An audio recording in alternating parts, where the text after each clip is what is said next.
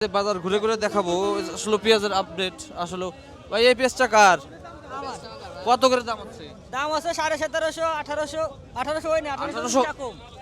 মানে 20 টাকা কম হয়েছে। 1780 করে দাম হচ্ছে হ্যাঁ জি। পেঁয়াজের বাজার।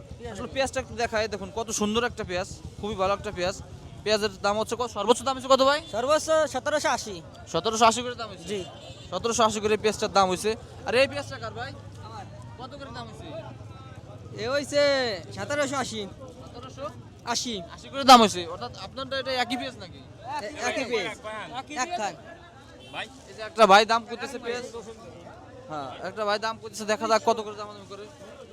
1770 দেবেন, না 80 দেবেন। না, 1780 পর্যন্ত এটা দাম হইলো। আর এই যে রসুন নিয়ে দাঁড়িয়ে আছে, রসুনটা কার ভাই? রসুনটা আমার। রসুনটা তো খুব ভালো একটা রসুন। হ্যাঁ রসুনটা খুব ভালো। বেসন নাকি নাকি বেসন রসুন। কত করে দাম হচ্ছে? দাম আছে এক প্রথমে ছিলাম 4400 কইছে, আর 4100, 4000 কইতেছে। 4100 4000। রসুনের দাম আজকে কম না ভাই? আজকে তো কমই মনে হচ্ছে, আগে তো আমি 4600, 4700 টাও বেশি, 4500 বেশি। আসলে আজকে রসুনের বাজার একটু কম। আর